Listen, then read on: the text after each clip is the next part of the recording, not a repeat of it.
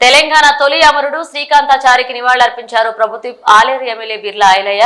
యాదాద్రి భువనగిరి జిల్లా మోత్కూరు మండలం పొడిచేడు గ్రామంలో తెలంగాణ తొలి అమరుడు కాసోజు శ్రీకాంతాచారి వర్ధంతి సందర్భంగా తెలంగాణ రాష్ట్ర ప్రభుత్వ ఆలేరు ఎమ్మెల్యే బిర్లా ఐలయ్య శ్రీకాంతాచారి విగ్రహానికి పూలమాలలు వేసి నివాళులర్పించారు.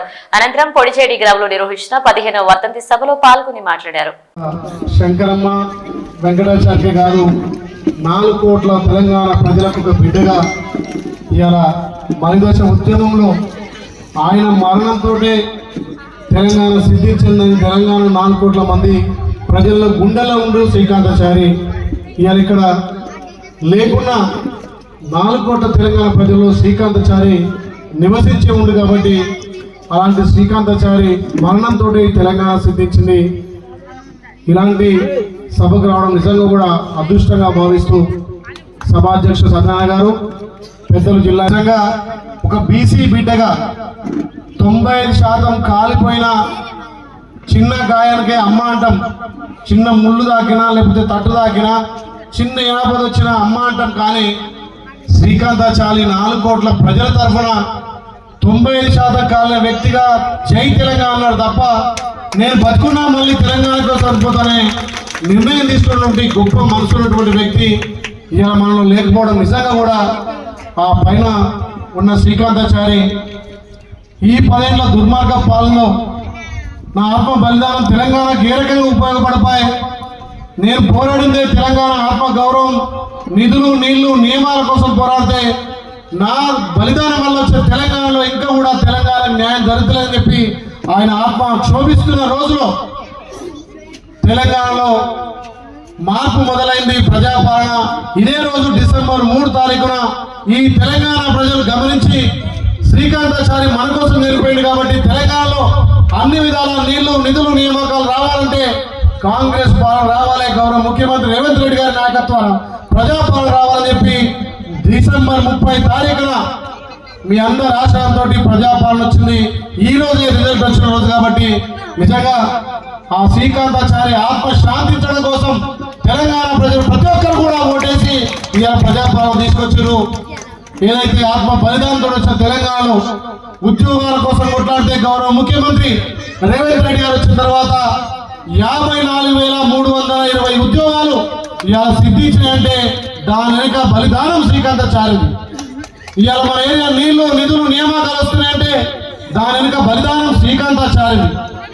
మన అంత గొప్ప మనసు ఉన్నటువంటి శ్రీకాంతాచారి మనలో లేకపోయినా ఆయన ఆత్మ బలిదానంతో వచ్చినటువంటి ఈ తెలంగాణ మనందరికీ ఫలాలు ఇవ్వాలని చెప్పి గౌరవ ముఖ్యమంత్రి రేవంత్ రెడ్డి గారి నాయకత్వాన ఇవాళ ప్రజాపాలన నడుస్తుంది.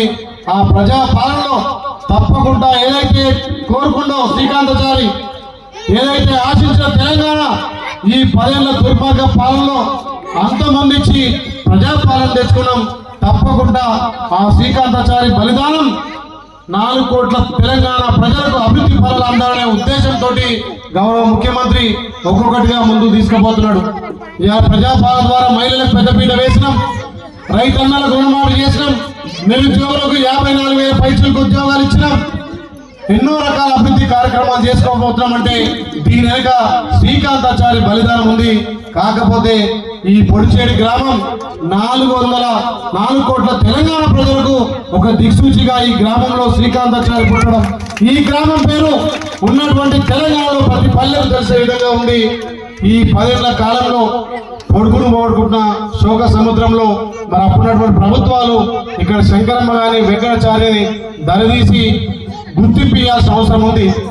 గౌరవ ముఖ్యమంత్రి గొప్ప మనసుతోటి ఎవరైతే తెలంగాణ కోసం కొట్లాడిన వాళ్ళ కోసం పెద్దపీట వేస్తుండు, తప్పకుండా ఈ గౌరవ ముఖ్యమంత్రి ఈ కుటుంబానికి, శంకరమ్మకు, వెంకటాచారికి న్యాయం చేపిస్తా అని చెప్పి నేను మాట ఇస్తూ ఇప్పుడు వీరేశ్వర కూడా ఫోన్ చేసిండు, తమ్మి నేను వస్తున్నా మీరు వాడిని అన్నాడు.